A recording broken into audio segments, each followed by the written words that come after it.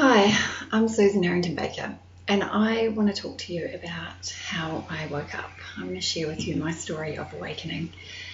And I want to let you know that when I was young, growing up, I had no religious upbringing, I had no sense of spirituality really. I didn't have any of that from my parents. I had a completely kind of material based existence. And I'd always had a slight interest in astrology. I'd read my stars in the paper. That would be about as far as that would go. And I had a little bit of an interest in the paranormal, but there was really no depth to any of this. And when I got to the age of about 18 or 19, I randomly won $100 on a scratchy ticket, and there just happened to be this psychic fair on at the time. So I took my boyfriend and we went to this psychic fair, and I got a reading and had a past life regression and bought a book. And this book was called Soul Centered Astrology by Ellen Oken, and it was way too advanced for me. I mean, this was a pretty awesome book with a lot of amazing material in it. Not really for a beginner, but nevertheless, my boyfriend and I went up to Nelson, and we're sleeping in a tent in someone's backyard while he was working. I was reading this book and started doing the meditations that were in the book. And these meditations were amazing. They just started to do something to me. And when I meditated, I started to connect with this amazing presence, a feeling like I'd never felt before in my life. It was a recognition, it was a coming home, it was a feeling of absolute connection, absolute joy, absolute, I can't even describe it. It was me connecting with me. It was me connecting with God or source or whatever you want to call it. I mean, it's indescribable, but it was the most amazing feeling beyond anything that I considered fun at that time. And of course, you know, teenage years are about all things fun, and it was better than any of that stuff. And so it blew me away, totally blew me away. And this book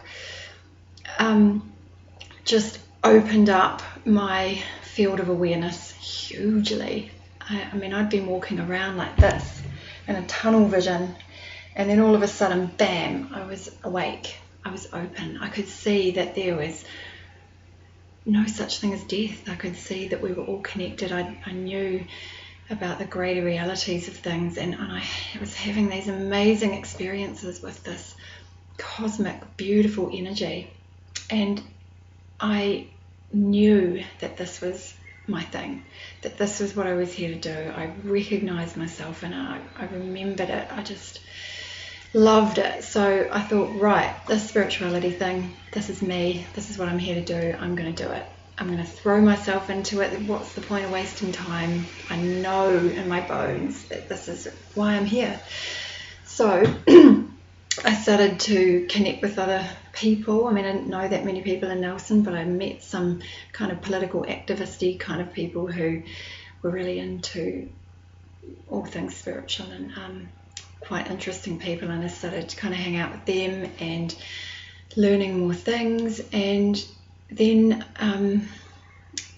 my boyfriend and I started hitchhiking up to Auckland, and it was on our travels up through the North Island that things started to get a bit crazy for me, because I mean, in the space of just a few weeks, I had totally opened up my awareness. I mean, crazy. And I was throwing myself into it. I just catapulted myself into spirituality, like so super quick. So one night we were lying with our heads out of the tent looking up at the stars, and we had smoked a bit of pot, and I didn't want to be smoking, to be honest. My intuition was kind of saying, hey, you know, don't do it. But this night we did, and I got pretty stoned. I was looking up at the stars, and all the things I'd been reading about were going through my head, and I was thinking, oh my God, like, how is it that we never, ever die? Because this is a new thing to me. I'd asked my mum when I was little, what happens when you die, Mum? And she said, nothing happens. And that just didn't resonate with me at all. But I didn't know what happened, and part of me thought it was the end. So for me to now know that we never, ever, ever die was just too crazy for my brain to try and get its head around. And looking up at the stars and thinking, wow, how is it that they never, ever end? It just goes on and on and on. And it was just too big. It was too massive, too much. And I started shaking, like I had too much electricity pulsing through me, too much, like a wire pulsing with too much electricity. I was shaking. I couldn't hold the light that I'd brought into my body. I wasn't grounded in it. I'd opened myself up so quickly, and I had all these voices in my head going, you're going crazy, no you're not, yes you are, you're talking to yourself, no you're not, yes you are, there you go again, oh no, and it was just horrible, and I didn't know how to do anything about that. I didn't have any experience with this kind of thing at all. I was just a complete newbie, so I just didn't know what to do, and my boyfriend didn't know what to do either, and he just kind of held me, and I just lay there shaking and eventually fell asleep. And in the morning I felt fine, I felt better, but I started to have these thoughts every now and then, and they would go like, yeah, but you're going crazy. And I'd just be doing my normal everyday thing, and all of a sudden I'd think, yeah, but you're going crazy. And then my stomach would tighten up, and I'd start to kind of have a little bit of a panic attack, and I thought, oh my God, am I going crazy? And because for me at that age, craziness meant things like schizophrenia. It meant going to a mental hospital. It meant never seeing your friends. It meant being an outcast. I mean, it was worse than death. It was just the most horrible thought I could have thought. And I was having those thoughts, and I kept having them as we were travelling up through the North Island. And I didn't feel like I could tell my boyfriend what was going on with me, because I thought he would dump me, and he was the only kind of security that I had at that point. So I just kept it all bottled up in my head, and as you can imagine, that's the worst place for it, because it was warping it to all sorts of crazy proportions. And I thought, okay, I'll be fine. We'll get up to Auckland. I'm going to be around some friends again, and I'll just, get social, and this will all go away.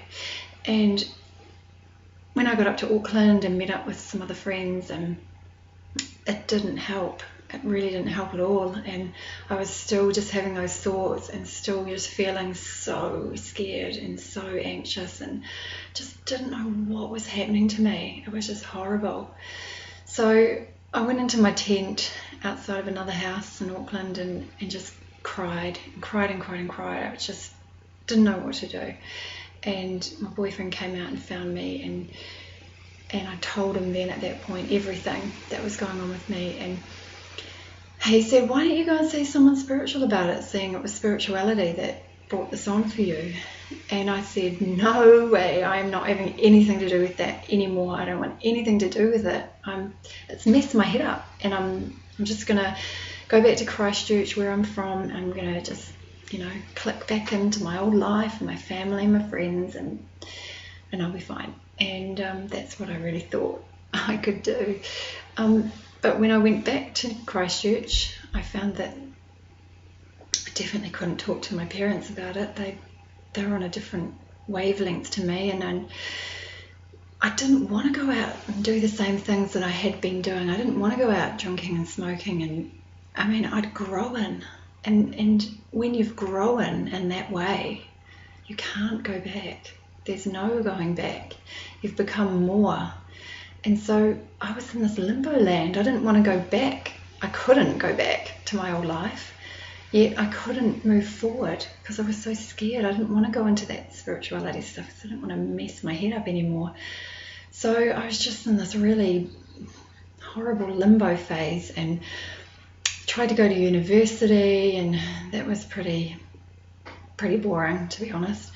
And I just felt so depressed for about 6 months or so. Just couldn't really find my niche, and just really probably one of the worst phases, well, would have been the worst phase of my life. And finally I thought, gosh, I've got to go and see someone spiritual. I can't deny that spirituality is a part of my life, has to be a part of my life. I mean, it's me, and I can't deny it anymore. I've got to go and see someone. So I went to see a spiritual counsellor and told her everything, and she was just amazing. She reassured me I wasn't going crazy. I did some kind of work with her, and she invited me to come and join in a spiritual development group, weekly group that had just started. So I started doing that every week, and that was just the beginning of the most amazing period for me, because it was like finally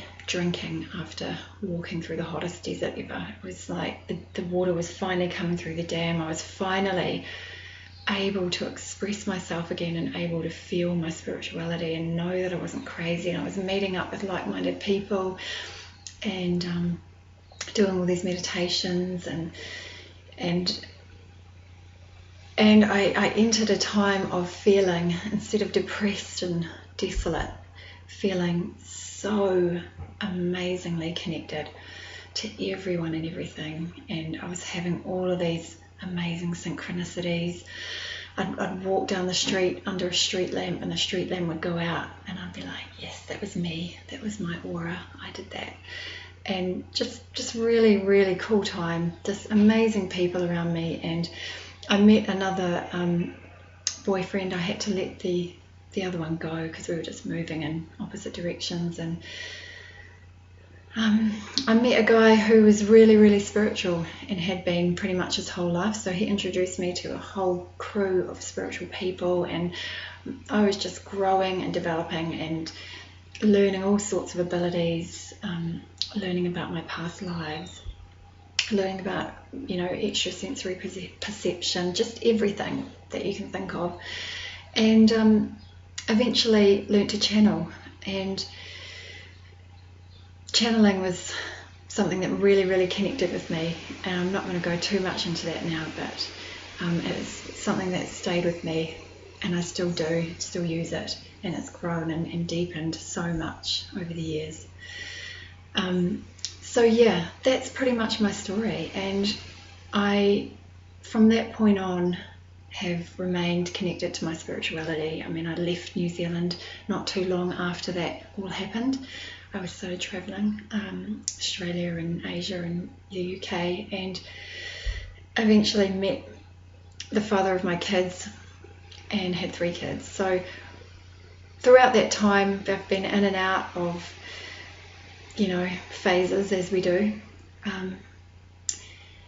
But I will never go back to that hell period of my life and that awakening period of my life. And you really want to reach out to anyone who's going through anything like that. I can fully empathise how uncomfortable it is when you're really in the in-between space of waking up and thinking you're going crazy and things like that. Not a nice space to be in at all. And just know that there's something deeper going on for you. This is it's a spiritual issue, and I'd really advise you to get some help with that. Don't do it alone, and reach out and meet some like-minded people who know what they're talking about.